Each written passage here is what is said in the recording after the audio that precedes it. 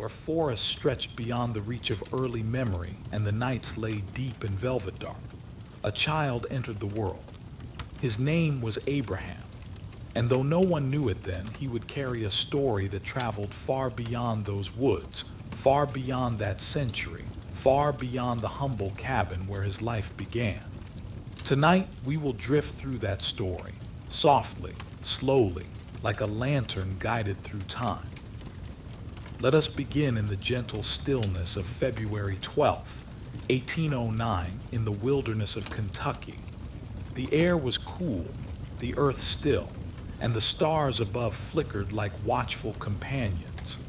Abraham was born in a one-room cabin on the sinking spring farm, a place named for the waters that rose and disappeared among the limestone beneath. It was a small and rugged beginning, crafted of timber and the quiet endurance of early American life. His mother, Nancy, held him close, her touch warm against the chill. His father, Thomas, a tall and broad man of stubborn will, looked upon his son with a sense of simple pride. Their home was little more than a shelter against the wild, but within it lived a gentle strength, the kind that would shape the boy in ways no one could yet understand. In those early years, Abraham's world was a tapestry of forest trails, farm chores, and the soft whispers of nature.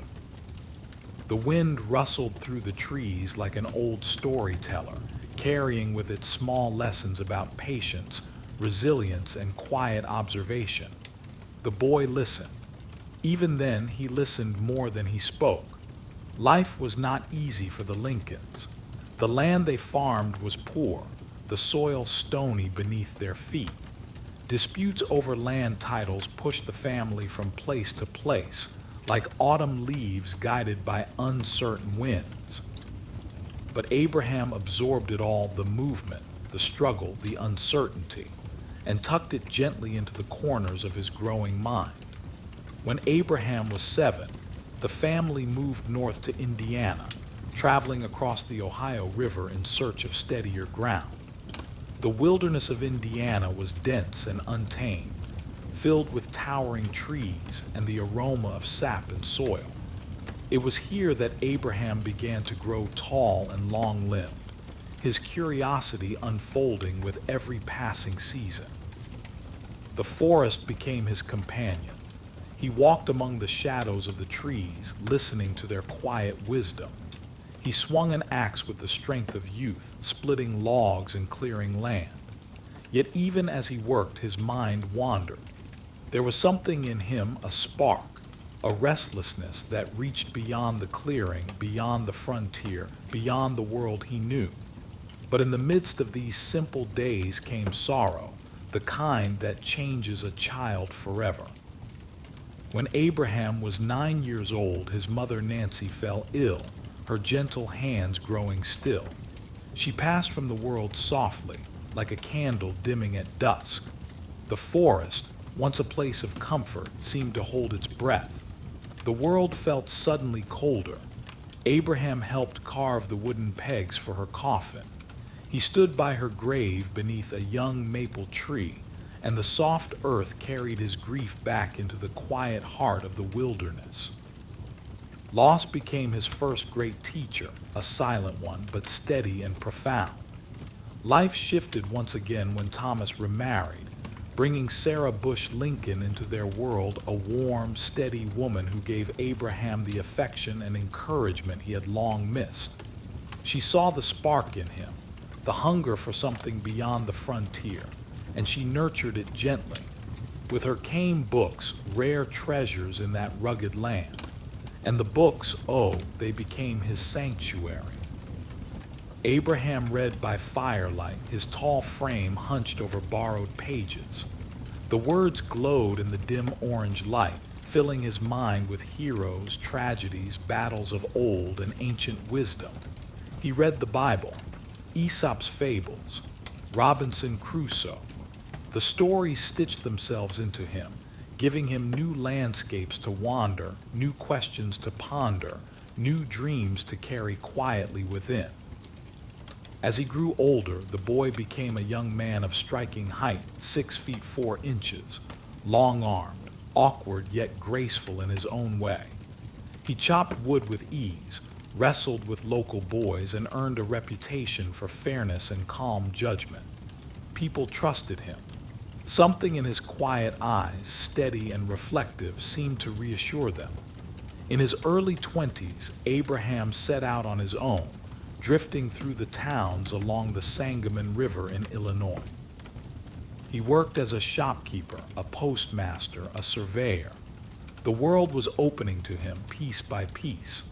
He studied every moment he could, carrying books in his pockets, reading between tasks, absorbing knowledge the way the forest absorbs rain. And then came politics softly at first, like a footstep on a wooden porch. He spoke to small gatherings, his voice gentle but assured, his words thoughtful, deliberate. People gathered to listen. His stories made them laugh, think, reflect. His honesty made them trust him.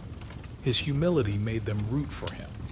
Abraham Lincoln became a member of the Illinois state legislature, then a lawyer, then a congressman. His path rose slowly, like dawn light spreading across a quiet field. But even as he stepped into cities and halls of government, he carried the same quiet presence, the same thoughtful spirit, the same deep patience he had learned beneath the trees of Indiana. Life brought him love in the warm, witty presence of Mary Todd. She saw what others did not. A man shaped not by ambition but by empathy, not by pride but by purpose. They married, built a home, shared laughter and struggle, loss and love. Their children filled the home with energy and light, though sorrow would visit them again as it had in Abraham's youth. The world around him was changing rapidly. Tensions over slavery deepened. Storm clouds gathered above the nation, the air thick with division. Lincoln's speeches, careful, moral, sincere, carried a weight that settled into the hearts of many. He spoke not to impress, but to clarify, to calm, to guide.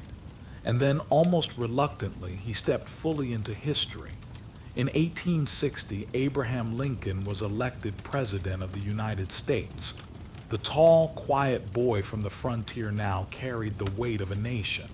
And that nation was breaking. States seceded. Voices rose in anger.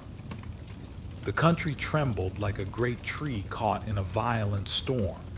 Lincoln faced the storm with the steadiness he had learned long ago. He walked the halls of the White House with heavy steps, yet his heart remained gentle. He read by candlelight late into the night. He wrote letters filled with empathy and reason. He listened to generals, lawmakers, strangers, and soldiers. He struggled, doubted, hoped, and endured.